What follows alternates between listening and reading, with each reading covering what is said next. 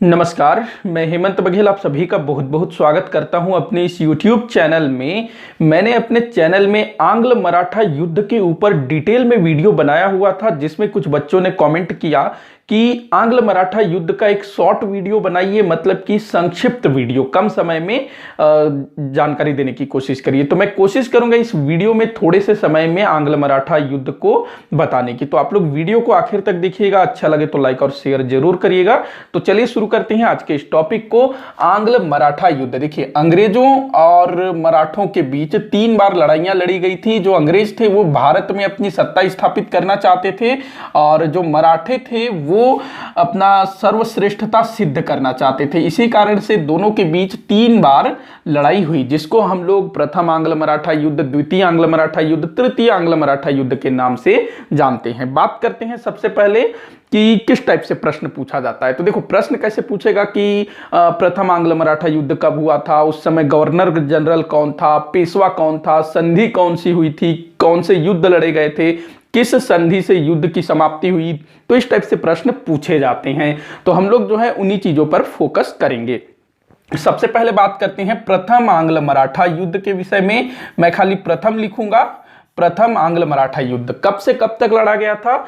तो 1775 में ये शुरू होता है और ये 1782 तक चला था। लगभग 7 वर्ष ये युद्ध चला था। क्यों लड़ा गया था, मतलब प्रथम आंग्ल मराठा युद्ध का कारण क्या था? तो देखो, 1772 में पेशवा माधवराव की मृत्यु हो जाती है। उसके बाद उसके छोटे भाई नारायण राव को पेशवा बनाया जाता है। अब यहां पर इन दोनों का एक चाचा था जिसका नाम था रघुनाथ राव। ये नाम आप लोगों को याद रखना है, क्योंकि यही व्यक्ति प्रथम आंग्ल मराठा युद्ध के लिए कारण बनता है। रघुनाथ राव ये कौन था? तो ये पेशवा बालाजी बाजीराव का छोटा भाई था और पेशवा बाजीराव प्रथम का बेटा था, रघुनाथ राव, जिसको राघोबा के नाम से भी जाना जाता है। तो ये जो है खुद पेशवा बनना चाहता था, तो नारायण राव को ये धोखे से मरवा देता है, खुद पेशवा बन जाता है। लेकिन जो दूसरे मराठे सरदार थे वो इसको, रघुनाथ राव को, कभी भी पेशवा के रूप में स्वीकार नहीं करते हैं। वो क्या करते हैं, नारायण राव की विधवा पत्नी से उत्पन्न बच्चे को पेशवा बना देते हैं। वो जो बच्चा है ना, मात्र 40 दिन का होता है, नारायण राव का बेटा, जो कि उसके मरने के कुछ समय बाद जन्म लेता है। तो उसको पेशवा बना दिया जाता है, जिसका नाम रखा जाता है माधवराव नारायण राव द्वितीय, जिसको सवाई माधवराव भी बोला जाता था। तो उसको पेशवा बना दिया जाता है और उसके संरक्षण के लिए कुछ मराठा सरदारों का एक टीम बनाया जाता है, जिसमें टोटल 12 सदस्य थे, जिसको 12 भाई परिषद कहा गया। और इसके जो हेड थे ना, वो थे नाना फडणवीस, महादजी सिंधिया, ये लोग थे। तो अब जो है उसको पेशवा बना दिया गया, छोटे से बच्चे को, 40 दिन के बच्चे को। तो रघुनाथ राव को पूना छोड़ना पड़ता है, ये भाग जाता है, पूना से चला जाता है। कहां जाता है? अंग्रेजों के पास। अंग्रेजों के पास जाकर के हेल्प मांगता है। अंग्रेज बोलते हैं कि हम तुम्हारी मदद तो करेंगे, लेकिन हमको भी कुछ मिलना चाहिए। ये तैयार हो जाता है। अब जो है रघुनाथ राव और अंग्रेजों के बीच एक संधि होती है सूरत में, जिसको सूरत की संधि के नाम से जाना जाता है। मैं खाली सूरत लिख रहा हूं, आप लोग संधि जोड़ लीजिएगा। सूरत की संधि होती है 1775 में। तो इस संधि के तहत अंग्रेज रघुनाथ राव को सैन्य सहायता करने के लिए तैयार हो जाते हैं। बदले में रघुनाथ राव उनको सैन्य खर्च देगा, 1,50,000 रुपए प्रति माह देगा। और जो अंग्रेज हैं लगभग 2500 की संख्या में इसको सैनिक देंगे, जिसके लिए 1.5 लाख रुपए खर्च इसको देना पड़ेगा। बदले में रघुनाथ राव अंग्रेजों को वादा करता है कि जब मैं पेशवा बन जाऊंगा तो तुमको सालसेट, थाना, बसीन जैसे द्वीप तुमको दे दूंगा। तो दोनों को फायदा हो रहा है। तो सूरत की संधि ये जो है प्रथम आंग्ल मराठा युद्ध का तात्कालिक कारण बना। जिम्मेदार कौन था? रघुनाथ राव। अब रघुनाथ राव जो है अंग्रेजों की सेना लेकर के पुणे की ओर आता है, पूना की तरफ, लेकिन इसको जो है हार का सामना करना पड़ता है। फिर अंग्रेजों की सेना आती है। इस बीच ना अंग्रेजों का जो पक्ष है वो हल्का होता है, मतलब कि जो मराठे हैं अंग्रेजों के ऊपर हावी हो जाते हैं।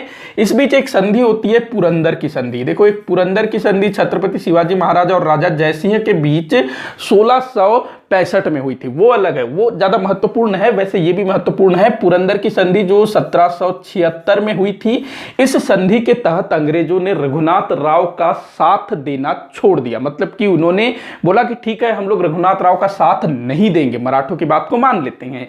लेकिन जो ब्रिटेन में ब्रिटिश ईस्ट इंडिया कंपनी का जो आला कमान होते हैं, जिनको कोर्ट ऑफ डायरेक्टर्स कहा जाता है, वो लोग बोलते हैं कि हम पुरंदर की संधि को नहीं मानेंगे, हम सूरत की संधि को मानेंगे। क्यों? क्योंकि सूरत की संधि हमारे लिए ज्यादा फायदेमंद है। तो यहां पर पुरंदर की संधि से मराठों और अंग्रेजों के बीच जो शांति स्थापित हुई थी वो पुनः भंग हो जाती है और फिर से लड़ाई चालू हो जाती है। बंगाल से अंग्रेजी सेना भेजता है। अच्छा, बंगाल का गवर्नर जनरल इस समय वॉरेन हेस्टिंग्स था, ये भी आप लोग ध्यान रखेंगे, पूछा जाता है। तो वो जो है बंगाल से सेना वगैरह भेजता है, लेकिन वो भी जो है मराठों के सामने टिक नहीं पाते हैं। बड़गांव की संधि होती है कब? 1779 में बड़गांव की संधि। संधियां बहुत इंपॉर्टेंट है, ये 1779 में हुई थी बड़गांव की संधि। 1779 में बड़गांव की संधि। इस संधि के तहत भी दोनों पक्षों के मध्य शांति स्थापित नहीं हो पाती है। आगे लगभग 3 वर्ष तक युद्ध जारी रहता है। इसके बाद 1782 में एक संधि होती है, सालबाई की संधि। सालबाई की संधि कब हुई? 1782 में। इस संधि के तहत दोनों पक्षों के मध्य शांति स्थापित हो जाती है, लेकिन कोई भी स्पष्ट निर्णय नहीं निकल पाता है। हालांकि यहां पर मराठों का पक्ष भारी होता है, अंग्रेजों को बहुत ज्यादा वित्तीय हानि उठानी पड़ी थी, ध्यान रखेंगे इस चीज को। तो सालबाई की संधि से प्रथम आंग्ल मराठा युद्ध का समापन हुआ। देखो, निर्णय नहीं निकला, बस युद्ध जो है टल गया, खत्म हो गया। दोनों पक्ष जो है एक दूसरे के जीते हुए प्रदेशों को लौटा देते हैं, दोनों के बीच शांति स्थापित हो जाती है। तो यह था प्रथम आंग्ल मराठा युद्ध, जो कि 1775 से 1782 तक चला था। रघुनाथ राव ये सूरत की संधि कर लेता है अंग्रेजों के साथ 1775 में। उसके बाद पुरंदर की संधि होती है, फिर बड़गांव की संधि, अंततः सालबाई की संधि से प्रथम आंग्ल मराठा युद्ध समाप्त हो जाता है। इस समय पेशवा था माधवराव नारायण राव और बंगाल का गवर्नर जनरल कौन था? Warren Hastings. अब बात करते हैं द्वितीय आंग्ल मराठा युद्ध की। द्वितीय आंग्ल मराठा युद्ध ये कब से कब तक लड़ा गया था? तो 1803 से 1806 तक लड़ा गया था। अब इसका कारण क्या था, क्यों लड़ा गया था? तो देखो, इसका कारण था बसीन की संधि। बसीन की संधि, देखो बसीन एक स्थान का नाम है, एक द्वीप है, बंबई के पास है बसीन। तो बसीन की संधि ये कब हुई थी? तो 1802 में हुई थी। 1802 में बसीन का संधि होता है और उसके ठीक 1 वर्ष बाद द्वितीय आंग्ल मराठा युद्ध शुरू हो जाता है। देखिए क्या हुआ था कि जो पेशवा माधवराव नारायण राव था, वही बच्चा 40 दिन वाला, वो ना 1795 में सुसाइड कर लेता है। उसके बाद रघुनाथ राव का बेटा बाजीराव द्वितीय वो पेशवा बनता है। देखो, बाजीराव प्रथम, उसका जो बेटा था रघुनाथ राव और उसका बेटा बाजीराव द्वितीय, मतलब कि ये बाजीराव प्रथम का पोता था। बाजीराव द्वितीय मैं यहां लिख देता हूं इसका नाम, बाजीराव द्वितीय ये पेशवा बनता है और ये भी प्रारंभ में जो नाना फडणवीस है उसके नियंत्रण में होता है, बाजीराव द्वितीय। लेकिन जैसे ही नाना फडणवीस की डेथ हो जाती है 1800 में, तो बाजीराव द्वितीय अपनी मनमानियों पर उतर आता है, मनमानियां करने लगता है, जिसका मराठा सरदारों द्वारा विरोध किया जाता है और वो लोग जो है इसके मतलब विरोधी हो जाते हैं। तो अब जो है बाजीराव द्वितीय परेशान हो जाता है और वो भाग करके अपने पिता के समान अंग्रेजों के पास चला जाता है। उनसे सहायता मांगता है कि मुझको जो है ढंग से शासन करने नहीं दिया जा रहा है, आप लोग हेल्प करेंगे क्या? अंग्रेज बोलते हैं जरूर करेंगे भाई, हम लोग हेल्प करेंगे, लेकिन आपको हमारी भी हेल्प करनी होगी। तो बाजीराव द्वितीय जो है अंग्रेजों की बात मान लेता है, बोलता है चलो बताओ क्या क्या करना है।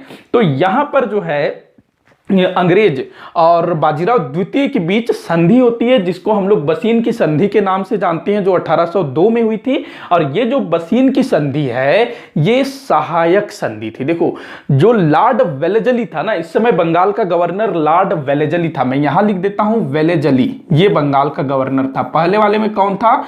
वॉरेन हेस्टिंग्स, दूसरे वाले में था वेलेजली। तो वेलेजली ने बंगाल मतलब भारत में सहायक संधि नीति को चला रखा था। तो बाजीराव द्वितीय ये जो है बसीन की संधि के तहत सहायक संधि को स्वीकार कर लेता है। जो नाना फडणवीस था ना, उसने मराठों को वेलेजली की सहायक संधि से बचाए रखा था, उसमें फंसने नहीं दिया था। लेकिन जैसे ही नाना फडणवीस की डेथ हुई, बाजीराव द्वितीय ने अंग्रेजों के साथ सहायक संधि कर ली। अब जैसे ही ये बात दूसरे मराठा सरदारों को पता चलती है, तो वो लोग क्रोधित हो जाते हैं कि भाई कैसे तुम अंग्रेजों के साथ संधि कर सकते हो, अंग्रेजों मतलब अंग्रेजों की बातों को मान सकते हो, अंग्रेजों के सामने झुक सकते हो, तो वो लोग विरोध करते हैं और अंग्रेजों के खिलाफ मोर्चा तैयार कर लेते हैं। मतलब कि वो लोग बोलते हैं कि हम लोग अंग्रेजों से लड़ेंगे अपने मान सम्मान के लिए। तो अब यहां पर अच्छा, आगे बढ़ने से पहले मैं एक चीज बताना चाहूंगा कि इस समय तक, मतलब कि पेशवा बाजीराव द्वितीय के समय तक जो मराठा संघ है ना, वो स्पष्टतः 5 भागों में विभक्त हो चुका था। 5 भाग कौन कौन से थे? एक तो खुद पेशवा, पेशवा जिसका जो राजधानी था ना, ये पूना था, इसकी जो राजधानी थी पूना थी। उसके बाद दूसरा है भोसले, भोसले इसका जो सेंटर था वो था नागपुर, भोसले का सेंटर कहां? नागपुर। उसके बाद होलकर, ये कहां था? इंदौर में था। होलकर कहां था? इंदौर में। उसके बाद सिंधिया, सिंधिया ये कहां था? ग्वालियर में था सिंधिया। आपको ये याद रखना है, पूछा जाता है, बहुत ज्यादा इंपॉर्टेंट है। इसके बाद एक था, 5वां था गायकवाड़। गायकवाड़ ना ये उतना लड़ाई वड़ाई में ये भाग नहीं लेता है, इसने अंग्रेजों का पक्ष ले लिया था, अंग्रेजों के पक्ष में था ये गायकवाड़। ये वडोदरा जो गुजरात है ना, वहां इसका सेंटर था, वडोदरा। देखो ये जो पांचों है ना, ये पहले भी थे, लेकिन ये लोग जो हैं पेशवा की सर्वोच्चता को स्वीकार करते थे। लेकिन अब चूंकि पेशवा वो खुद कमजोर हो चुका है, अयोग्य है, तो ये लोग जो है पेशवा की सर्वोच्चता को मानने से इनकार कर देते हैं और अपने आप को जो है स्वायत्त घोषित कर देते हैं कि हम लोग जो है स्वतंत्र हैं, हम भी जो है मराठे हैं, हम भी शक्तिशाली हैं, ये घोषित कर देते हैं ये लोग खुद। ये लोग पहले भी थे। हम लोग जो है, जब हम लोग पानीपत का युद्ध पढ़ रहे थे, बालाजी बाजीराव के बारे में पढ़ रहे थे, उससे पहले पेशवाओं के बारे में पढ़ रहे थे, तो इनका जिक्र बार बार आता था कि भोसले ने ये किया, सिंधिया ने ये किया। तो इसको आप लोग ध्यान में रखिएगा। तो अब ये लोग सब जो है ना अंग्रेजों के खिलाफ हो जाते हैं कि हम लोग जो है लड़ेंगे, हम लोग अंग्रेजों के साथ युद्ध करेंगे। तो यहां पर ये लोग अंग्रेजों के साथ लड़ने को तो तैयार हो जाते हैं, लेकिन इनसे एक गलती ये होती है कि ये अंग्रेजों के साथ संयुक्त, मतलब कि एकजुट होकर के नहीं लड़ते, अलग अलग लड़ते हैं। देखो जो भोसले है, पेशवा ये तो नहीं लड़ेगा ना, ये तो सहायक संधि कर लिया। जो भोसले है ये अंग्रेजों से लड़ता है, हार जाता है, मतलब सब अंग्रेजों से अलग अलग लड़ते हैं और हार जाते हैं और संधियां करते हैं। तो युद्ध आप लोगों को याद नहीं रखना है, संधि याद रखना है। तो भोसले इसने देवगांव की संधि की, देवगांव की संधि की और बरार और कटक का क्षेत्र अंग्रेजों को दे दिया। भोसले ने देवगांव की संधि की। इसके बाद जो सिंधिया है, कहां गया सिंधिया? ये इसने ना सुरजी अर्जन गांव की संधि की, सुरजी अर्जन गांव की संधि, सुरजी अर्जन गांव संधि आप लोग जोड़ लीजिएगा, सुरजी अर्जन गांव की संधि। इसके अलावा इसने बुरहानपुर की भी संधि की थी, 2 संधियां इसने की थी। बुरहानपुर की संधि से इसने सहायक संधि स्वीकार की थी सिंधिया ने।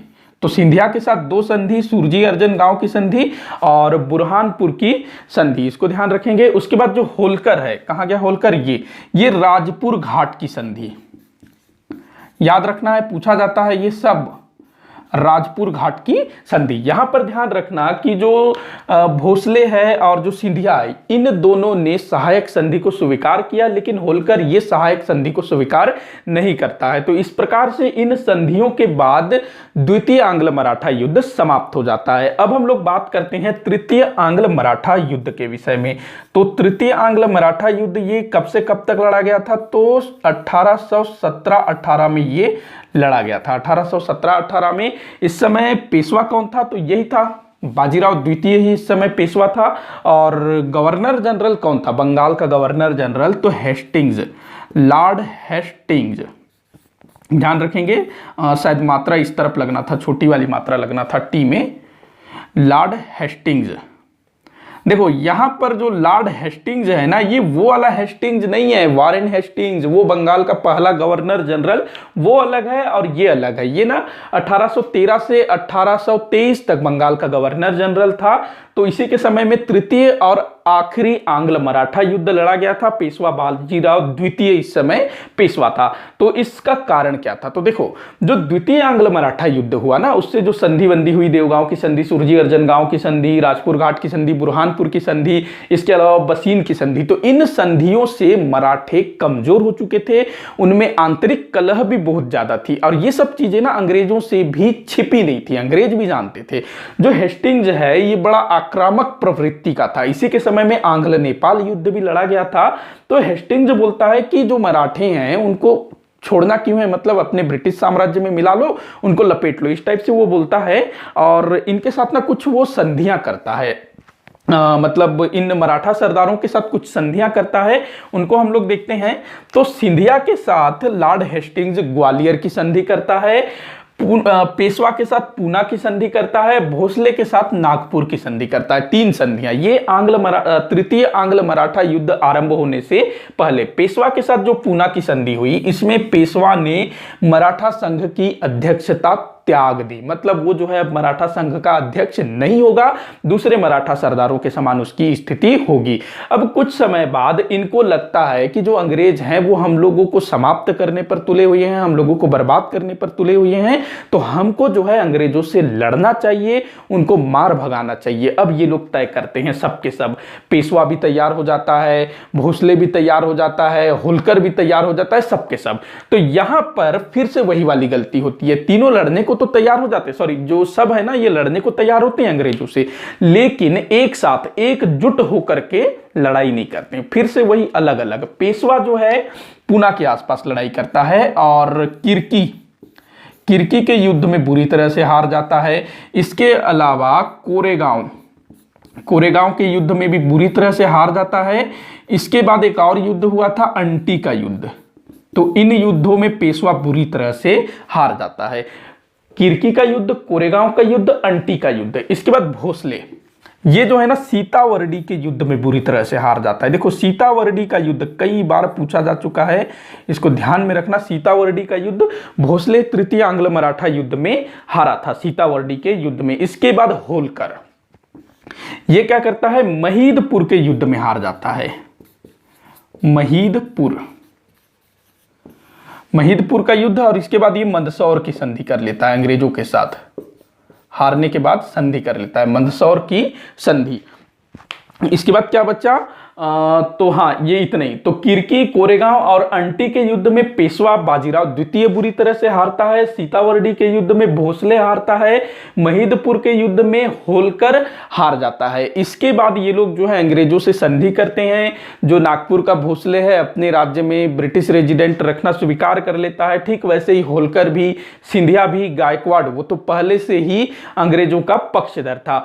लेकिन जो पेशवा का जो पूना है उसको जो है पूरी तरह से अंग्रेज अपने साम्राज्य में मिला लेते हैं। मतलब कि ये जो भोसले है, होलकर है, इसके बाद जो सिंधिया है, गायकवाड़ है, इनको अपने अपने राज्यों में शासन करने दिया जाता है, लेकिन ब्रिटिश नियंत्रण में। लेकिन जो पूना का पेशवा है, पूरे पूना क्षेत्र को, पूना और उसके आसपास के क्षेत्रों को ब्रिटिश ईस्ट इंडिया कंपनी के अधिकार क्षेत्र में सम्मिलित कर लिया जाता है। मतलब वहां पर पेशवा ब्रिटिश नियंत्रण में भी शासन नहीं कर सकता। तो पेशवा का क्या हुआ? तो पेशवा को जो है पूना से बेदखल कर दिया जाता है, उसको कानपुर भेज दिया जाता है। कहां पर भेजा जाता है? कानपुर के निकट एक स्थान है बिट्ठुर, उसको बोला जाता है कि तुम जाओ बिट्ठुर में रहो, वो तुमको हम जागीर के रूप में दे रहे हैं, वहां से जो भी आमदनी होगी तुम जो है उससे अपना जीविकोपार्जन चलाओ। और यही बिट्ठुर में ही 1853 में इसकी डेथ हो जाती है। इसको पेंशन वगैरह भी दी जाती थी। तो कानपुर के बिट्ठुर में पेशवा बाजीराव द्वितीय को निष्कासित कर दिया जाता है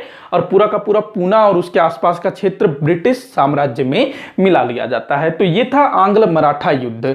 तो ये आप लोगों को समझ में आ गया होगा शॉर्ट में। अगर ये आप लोगों को अच्छे से समझ में ना आया हो ना, तो आप लोग डिटेल वाला वीडियो भी देख सकते हैं। और जिसने डिटेल वाला वीडियो देखा है तो उसके लिए तो बहुत अच्छा था, एक प्रकार से रिवीजन हो गया होगा। तो वीडियो यही समाप्त होता है। आप लोग कमेंट करके बताइएगा कि आप लोगों को टॉपिक समझ में आया या नहीं, और कहीं भी डाउट हो, कहीं भी आप लोगों को लगता है कि मैंने कहीं पर गलत बोला कुछ, तो आप लोग कमेंट बॉक्स में जरूर लिखिएगा, मैं उसको सॉल्व करने की कोशिश करूंगा।